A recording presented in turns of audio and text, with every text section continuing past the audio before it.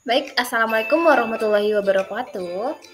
Pada mata kuliah pemahaman peserta didik dan dalam pengajaran, yaitu terkait tugas ruang kolaborasi, analisis studi kasus, yang mana kelompok kami yaitu Iga Paramita, Serli Veronica, Radisa Mana, Elmi Kawati Sagala, dan Adi Aprionda akan menyampaikan hasil analisis kami. Berikut kasusnya. Nah, saat ini adalah tahun ajaran baru. Saya ditunjuk sebagai seorang wali kelas dari siswa kelas 4 SD, yang mana di sana terdapat seorang anak bernama Diana dengan usia 10 tahun. Namun, waktu kelas 3, wali kelasnya mengeluh akan dinamika Diana saat pembelajaran di sekolah. Guru wali kelasnya mengatakan bahwasanya nilainya jauh tertinggal dari teman-teman lainnya di kelas. Diana juga kurang baik dalam mengerjakan pekerjaan rumah pada masa pembelajaran jarak jauh kemarin. Bahkan pihak wali kelas mengatakan bahwa ia khawatir dengan tuntutan yang semakin tinggi di kelas 4, yaitu di pelajaran IPA, Bahasa, dan IPS yang membutuhkan banyak bacaan.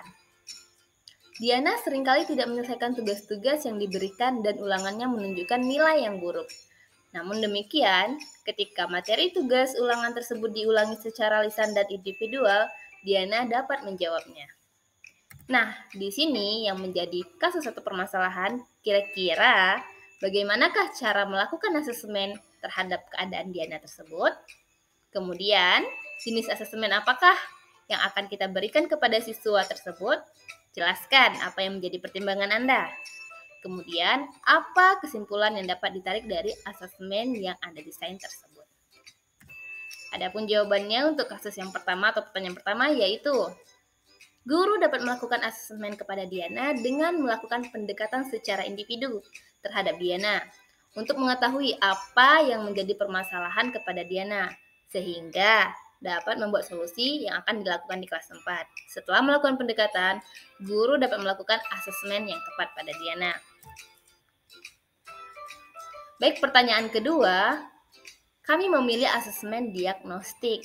Nah, yaitu asesmen yang dilakukan secara spesifik untuk mengidentifikasi kompetensi, kekuatan, kelemahan yang dimiliki oleh Diana, sehingga pembelajaran dapat dirancang sesuai dengan kompetensi dan kondisi Diana. Apabila Diana memiliki perkembangan atau hasil belajar paling tertinggal berdasarkan hasil asesmen diagnostik, maka akan diberikan pendampingan belajar secara afirmatif.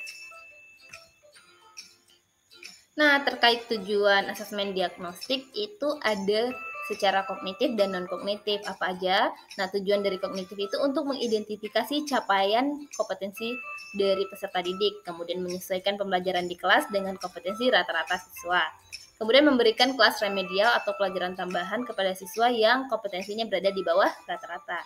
Nah, untuk secara non-kognitif, apa yang akan kita ketahui yaitu mengenai kondisi bagaimana kesejahteraan psikologis, sosial, emosional peserta didik, aktivitas belajar, kondisi keluarga, latar belakang, gaya belajar, karakter, serta minat dari peserta didik. Nah, selanjutnya setelah melakukan asesmen diagnostik dan memberikan pendampingan belajar secara afirmatif, guru dapat melakukan performance assessment, yaitu salah satu jenis asesmen yang menyuruh para peserta didik agar dapat melakukan demonstrasi bersamaan mengaplikasikan pengetahuan di berbagai situasi yang dikehendaki. Guru dapat melakukan performance assessment berbentuk tes lisan secara langsung kepada Diana, sehingga kesulitan Diana dapat teratasi. Hal yang menjadi pertimbangan dalam memilih asesmen ini adalah ketika materi tugas dan ulangan tersebut diulangi secara lisan dan individual, Diana dapat menjawabnya. Selanjutnya pertanyaan terakhir yaitu kesimpulan dapat ditarik. Yang pertama yaitu guru perlu memahami kemampuan dan kebutuhan belajar setiap masing-masing peserta didik, seperti permasalahan yang menjadi penyebab nilai Diana tertinggal dibandingkan teman-teman yang lainnya agar dapat memberikan pembelajaran yang tepat dan asesmen yang efektif.